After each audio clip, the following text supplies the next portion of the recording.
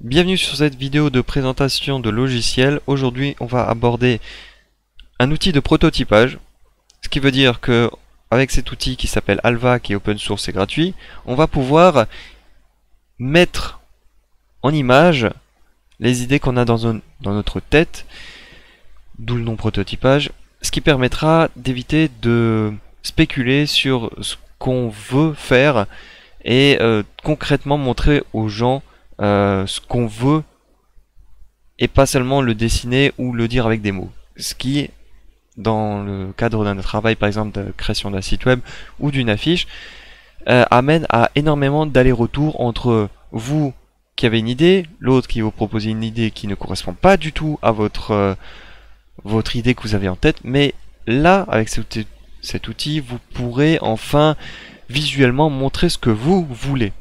Donc l'outil se présente sous deux panels. Gauche, vous allez pouvoir trouver des tutoriels et des instructions sur leur site web officiel qui va vous permettre d'appréhender tout l'outil, parce que en surface il est très simple, mais on peut aller très profondément le customiser, qui nous permettra de faire des trucs vraiment aux petits oignons. À droite, nous avons le panel qui va nous permettre de créer soit un nouveau fichier ou d'ouvrir un fichier qu'on a déjà créé, sur lequel on travaille depuis un petit moment. Donc on va ouvrir un template, un fichier type que le site web d'Alva nous propose. Voilà. Donc en gros, il nous présente toutes les capacités du site web. Donc là, je me suis amusé, j'ai mis mon prénom, j'ai customisé. Mais tout l'intérêt, quand on voit l'interface ici, c'est qu'il n'y a pas du tout de code HTML. Le site, enfin le programme fonctionne sur HTML, CSS, mais vous ne voyez rien de tout cela. Quand maintenant je clique ici, je me dis hop, le texte je vais le changer. Je viens à droite dans le panel. Voilà. Et maintenant je me dis hop, le texte, je veux qu'il soit placé, on va dire, allez, à droite. Pour X raisons, que la couleur FFF, alors là il faudra aller chercher le code couleur que je ne connais pas, évidemment il n'y a pas de petite roue chromatique, ce qui est un peu dommage, c'est pas grave, mais voilà. On a des petits boutons, on a du texte, on a des images qu'on peut intégrer, bref, on peut faire beaucoup de choses. Donc à droite nous avons les différentes informations qui sont en rapport avec ce que vous avez sélectionné dans le panel du milieu. Vous voyez que là ça change à chaque fois. À gauche, nous avons le squelette. Donc ça veut dire que vous avez la page. Dans cette page, il y a un menu. Dans ce menu, il y a 3 items. Vous voyez que là, la section est affichée au milieu.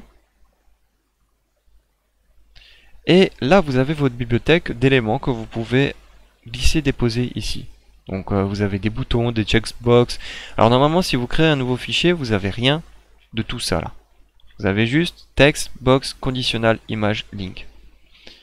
Parce qu'il faudra rentrer un peu plus en profondeur et comprendre le fonctionnement des librairies. Donc là, je vous recommande d'aller sur le site. Il vous explique pas à pas comment fonctionnent les librairies et à quoi elles servent. Une fois que vous avez fini votre petit travail, il faut pouvoir l'exporter pour que les gens puissent le voir d'eux-mêmes sur leurs outils, à eux, sur leur PC, principalement. Donc vous cliquez sur export, ça va vous l'exporter au format .html. Je fais oui. Et c'est bon, et c'est tout. Vous allez du coup chercher votre fichier. Moi j'ai dans téléchargement. Ils sont ici. Je fais un glisser-déposer dans le navigateur, donc Chrome ou Firefox, peu importe. Et vous lâchez. Et voilà, vous avez votre prototype qui ressemble fortement à un site web. C'est plutôt cool, avec des boutons évidemment qu'on ne peut pas cliquer, puisque c'est pas un site web à proprement parler, c'est bien un prototypage. Mais si maintenant quelqu'un doit vous faire un site web, vous lui proposez ça, il va être très content parce qu'il va pas jouer aux devinettes avec ce que vous voulez. Il sait exactement, à la couleur près, au texte près, à l'image près, au placement près, ce que vous voulez. Exactement. Pareil pour une affiche. Maintenant, si je fais un truc A4, je dis je veux un texte en haut, je veux un fond qui ait cette couleur exacte, ce rose bonbon, celui-ci et pas un autre. Je veux que maintenant le texte soit placé à droite avec un petit ombrage d'ici et que ici ça soit un titre, que là ça soit en gris et que ça soit en plus petit. Bref, vous êtes maître de ce que vous souhaitez et les gens peuvent comprendre ce que vous souhaitez. Donc, téléchargez cet outil depuis leur site officiel. Je vais vous montrer tout de suite leur site. Vous tapez Alva en espérant qu'il va le trouver. Comme ça se prononce. Et non, effectivement, il ne le trouve pas. Vous voyez, parce qu'il n'est pas très connu. Donc, je vais vous donner l'URL. Help Alva website.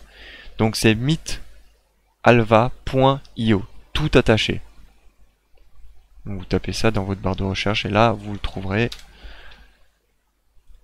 Évidemment, pas comme ça, mais comme ça.